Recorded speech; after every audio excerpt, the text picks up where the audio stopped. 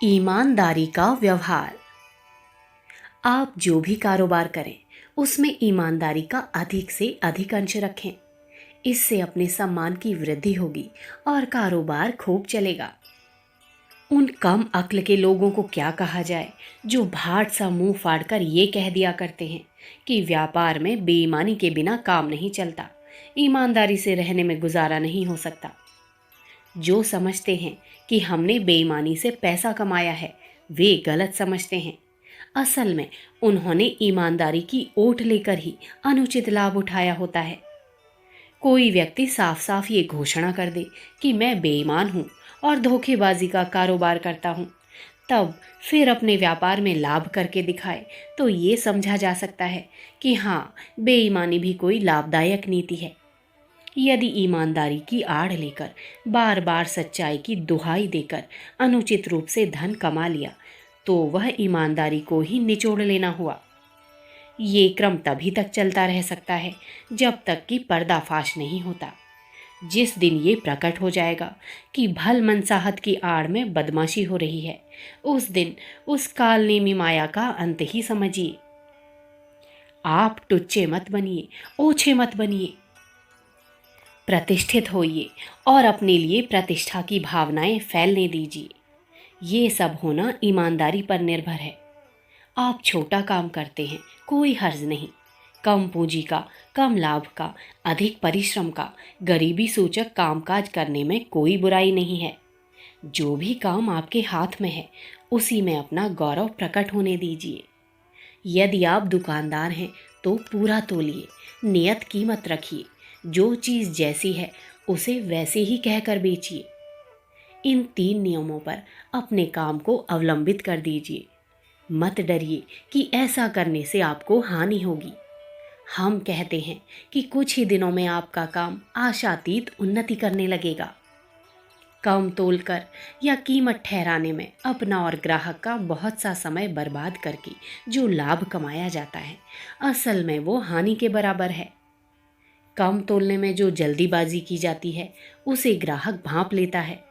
बालक और पागल भले ही उस चालाकी को ना समझ पाएं, समझदार आदमी के मन में उस जल्दबाजी के कारण संदेह अवश्य उत्पन्न होता है। भले ही वो किसी वजह से मुंह से कुछ ना कहे, पर भीतर ही भीतर गुनगुनाने जरूर लगेगा। उस बार तो आपसे माल ले जाएगा, पर दूसरी बार फिर आने में बहुत हिचमिच करेगा। ग्राहक मुंह से चुप है तो ये न समझना चाहिए कि उसका मन भी चुप है।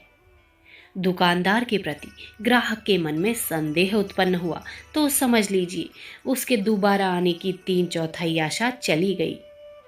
इसी प्रकार मोल भाव करने में यदि बहुत मगजपच्ची की गई है, पहली बार मांगे गए दामों को घटाया गया है, तो उस समय भले ही वो ग्राहक पट जाए, पर मन में यही धकपक करता रहेगा कि कहीं इसमें भी अधिक दाम तो नहीं चले गए हैं, ठग तो नहीं लिया गया हूँ। क्योंकि बार बार दामों का घटाया जाना ये साबित करता है कि दुकानदार झूठा और ठग है। ग्राहक सोचता है कि यदि इसकी बात पर विश्वास करके पहली बार मांगे हुए दाम दे दिए होते तो मैं तो बुरी तरह ठगा गया होता।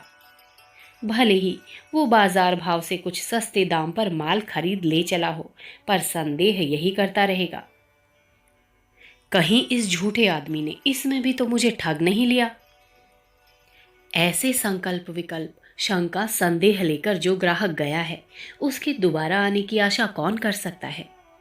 जिस दुकानदार के स्थायी और विश्वासी ग्राहक नहीं, भला उसका काम कितने दिन चल सकता है।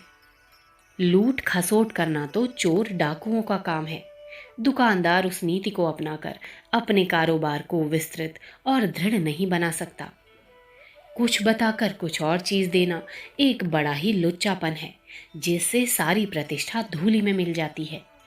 दूध में पानी, घी में वेजिटेबल, अनाज में कंकड़, आटे में मिट्टी मिलाकर देना आजकल खूब चलता है। असली कहकर नकली और खराब चीजें बेची जाती हैं। खाद्य पदार्थों और औषधियों तक की प्रामाणिकता नष्ट हो गई है। मनमानी दाम वसूल करना और नकली चीजें देना, ये बहुत बड़ी धोखाधड़ी है। अच्छी चीज को थोड़े ऊंचे दाम पर बेचा जा सकता है। ये डर झूठा है कि अच्छी चीज महंगे दाम पर नहीं बिकेगी। यदि ये प्रमाणित किया जा सके कि वस्तु असली है तो ग्राहक उसको कुछ अधिक पैसे देकर भी खरीद सकता है। विदेशों में जिन व्यापारियों ने व्यापार का असली मर्म समझा है, उन्होंने पूरा तोलने, एक दाम रखने और जो वस्तु जैसी है उसे वैसी ही बताने की नीति बनाई है और अपने कारोबार को सुविस्तृत करके पर्याप्त लाभ उठाया है। सदियों की पराधीनता ने हमारे चरित्र बल को नष्ट कर डाला है। तदनुसार हमारे कारोबार झूठे, नकल और दगा फरेब से भरे हुए होने लगे हैं। लुच्चेपन से ना तो बड़े पैमाने पर लाभ उठाया जा सकता है और ना प्रतिष्ठा ही प्राप्त की जा सकती है। व्यापार में धोखेबाजी की नीति बहुत ही बुरी नीति है। इस क्षेत्र में कायरों और कमीने स्वभाव के लोगों के घुस पड़ने के कारण भारतीय उद्योग धंधे और व्यापार नष्ट हो रहे हैं। इस देश में प्रचुर परिमाण में शहद उत्पन्न होता है, पर जिसे प्रामाणिक शहद की ज़रूरत है वह यूरोप और अमेरिका से आया हुआ शहद केमिस्ट की दुकान से जाकर खरीदेगा। घी इस देश में पर्याप्त मात्रा में उत्पन्न होता है, पर अविश्वास के कारण लोग रूखा सूखा खाना या फिर वेजिटेबल का प्रयोग करना पसंद करते हैं। हमारे व्यापारिक चरित्र का ये कैसा शर्मनाक पतन है। अखंड ज्योति, सितंबर सन 1943, पृष्ठ संख्या 8-9। हमारे YouTube चैनल विचार क्रांति दूत अखंड ज्योति पत्रिका को सब्सक्राइब करें एवं अगली वीडियोस प्राप्त करने के लिए बेल आइकन दबाएं। धन्यवाद।